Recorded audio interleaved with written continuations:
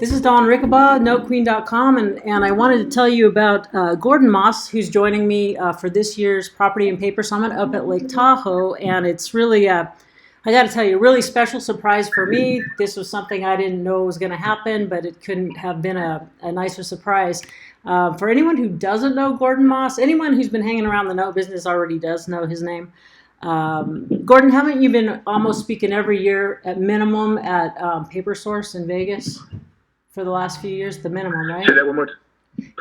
You've been speaking at Paper Source every year, right? 10 years. 10 years, and then... I didn't hear that. Yeah. Yeah, so anyway, and now, and I've known you since probably 2012, 2013, I want to say. And, you've been a really big influence in my life, especially, during all those awkward beginning years of trying to get my feet under me. So I really appreciate not only that you're coming this year, but all the years that you've contributed to what I'm able to do now. So thank you very much. So Gordon, is this the first time that you're teaching a 2-day class for them, Paper Source?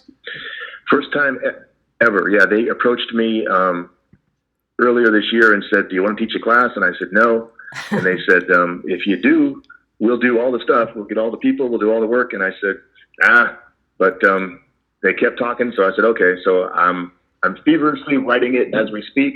But let me just say that I'm putting my heart and soul into it. I tell you, I'm not trying to be unhumble, but it's going to be good. And I'm going to lay it all out there. It's not just about non-performing notes. It's about everything. It's about investing. I was a lot of things before I was the note guy, right? And I've been a real estate investor in a lot of different things, but I'm going to talk about the whole investing game, the big picture, and this will be a good one. I'm working hard on it. I put my heart into it, as you would say. Well, you always do. I mean, every time you do a speech, you really do it up good, and you're always really entertaining. And the thing that is important is people know how to synthesize everything and see it in the whole picture. They think, okay, this person does that and that, and they pigeonhole a lot. But most of you guys, and increasingly me, we have like several things that we do. So if you understand the note side of it, it's kind of the Achilles heel that most people are missing to be able to do everything. Once you understand notes, you understand owner financing, you understand, both, all sides of it. So, But I know you're going to be very salient in what you're putting together for people, and just not the information, but a sort of context for understanding it, and sort of why it matters. I don't know. You always seem to put a lot of heart in that. So. I think, as you and I both know, it's easier to do this business than to teach it. I mean, it's not easy to make it understandable and make it simple and tell good, entertaining stories. That's the hard part.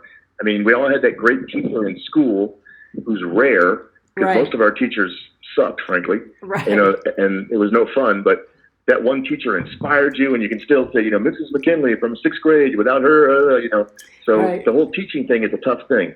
And I echo your comments on the note game. I always saw the investors, and it was like, well, then there were these note guys, and it was like these guys were the kind of out there Peter Fortunato, these wild genius guys. And I said, I'm going to become a pro and learn the note end of it. And once you learn the note end, it helps with everything else. You can really see both sides of the equation. Yep. Yeah, fantastic. And so now, Gordon, you're going to be at my event. Are you still flying in Saturday night? And am I picking you up, or are you renting a car, or what's happening? I'm flying in from Croatia, so I don't even know. I'll be in Croatia that morning. I can't believe. Somewhere in Tahoe that night. I'm tired, probably. So I don't know yet. I haven't got that part figured out. But so I just want to pick me up. I'm all over that. Yeah, well, I would definitely love to just make it easy for you, because I'm just so glad you're coming. Walter told me that you're giving up Tuscany to be at this event. I'll be tired of those guys by then. Yeah, I'm looking forward to seeing you much more.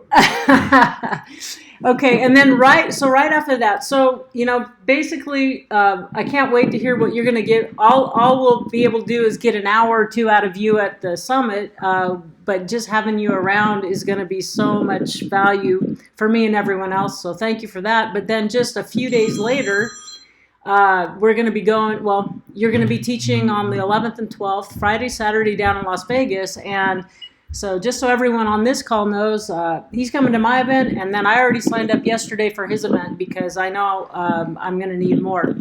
And this is the kind of opportunity, like the teaching part is so hard. So like when someone will actually go through the brain damage of putting it together, then you should really take advantage of it. And I would say that, Gordon, you're one of those guys. And so I invite anyone who's listening to this if you can come to the Property and Paper Summit, October 6th, 7th, and 8th. It's a great opportunity to really hang in a very intimate setting with people like Gordon, myself, Mike Rasica, Tom Henderson, a lot of just really long-time investors.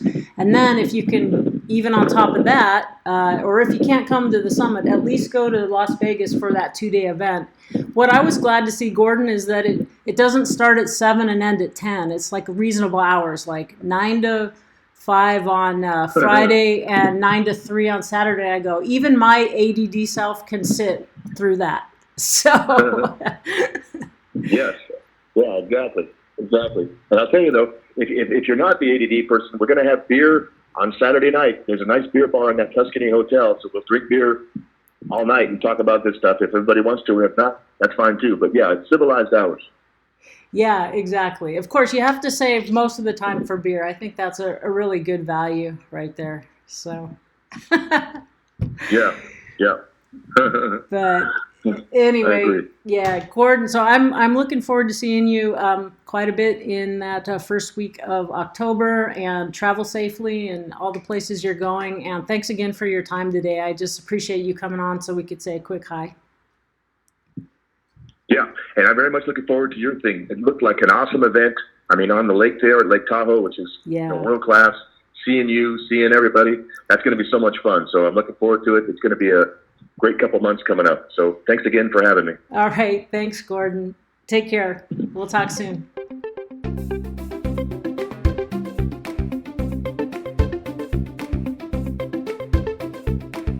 So any other people who want to add to this list, but what makes a good note? If you're going to create a note and pop out this little baby, if you're doing owner financing, you're pregnant with a note. It just hasn't come out yet. If you're thinking about doing owner financing, you're pregnant.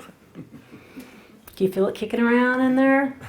Okay, well, talk to someone who will possibly buy the note before you give birth to it, before there's a wet ink signature on your documents. Then when you give birth, you have a good little note baby who's healthy and happy and doesn't have colic. Okay, really, it's about the security, yes? If it has to be secured by something that someone actually would want. If they have to foreclose on it, they want to know that they're happy to own it. They hope they don't have to, but they want to be happy if they would. So it has to be, it's nice to have a clean little note. You have, I'm not saying I buy all clean stuff, but just typically, I'm just giving you the foundational things for the note business. A great property that appraises for as much or more than it sold for. You can get a premium when you're doing owner carry, yes, you can, but if you're going to sell the paper, it's actually better if the owner, if it looks like on paper that they have equity, that you didn't go crazy on that, right? Because someone who thinks they have equity has a lot more emotional attachment to their property.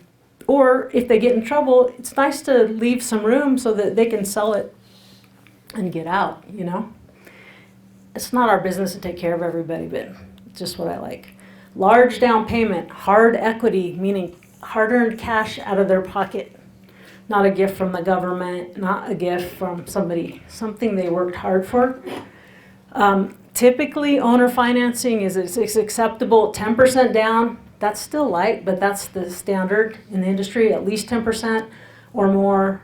If it's an investment non-owner occupied, 20% or more, although sometimes the investor paper is safer than the owner carry paper because the property pays the loan, not their job, right?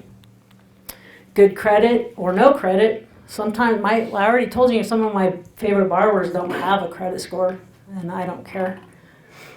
But good credit, and Abby would attest to this if he was in here, right? I mean, the bigger, larger institutional buyers of paper need good credit, or they just simply doesn't matter how good the deal is, they're not going to take it down. Seasoning. You can't over-season a note. You know, like you can put salt and pepper and you make your food bad. You can't do that with a note. So seasoning means the payments have come in for a long time. And is it a good payment history? Are they always 30 days late? Are they 60 days late? Or are they on time every month? Makes a big difference. You want the highest interest rate or face rate on the note that the borrower will accept, agrees to, and can afford. And that's where the Dodd-Frank and ability to pay guidelines, even for owner carry, came in, because they want to make sure that you're setting up, especially, and mainly only in most states, homeowners. You want to make sure that you're setting them up for success, right? You're not going to do anything that just makes it very likely that they will default and lose their home.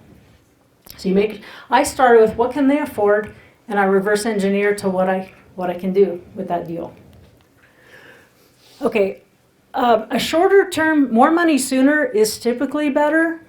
Just in general, doesn't mean all the time, but I like a shorter term can be better, or an amortization schedule, but not too short. If it's fully amortized, if it's too short, even if the calculator might say I have a 15% yield buying that, it's only $10,000 extra in my pocket if the amortization's too short. Like one time someone wanted to sell me, had 3 years left, and they only wanted to take a 10% discount, and then I would have tied up like $90,000 and made $4,000 in profit over that 3 years. Didn't make any sense, right? So anyway, short term, more money back sooner for the investor. And I like a balloon if it's allowed, which sometimes it's not, but by someone who is likely to be able to pay it off. And Steve will say that he thinks balloons are baloney. He buys the note as if the balloon's not even there. So he has to buy as if it's going to have to run out a longer time. So if you want to, I like balloons because it's an option to renegotiate the terms at that point. I like to already have a default rate figured in there. I want to know if they go into default, and I'm heading toward trustee sale. I want to know that I'm getting paid, because I'm having to deal with the note and I have more expenses and more grief.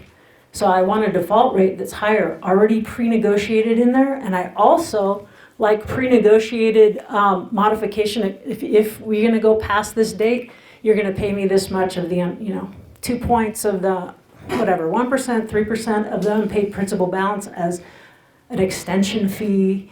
I already have that in there, and so then you don't even have to work that out, right? I like that.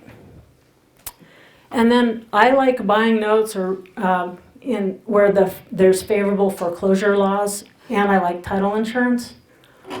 And a licensed servicer who impounds for taxes insurance is a lot of times nice. It's not always necessary. I like having a servicer is a good thing. And I like a due-on clause and a late payment provision.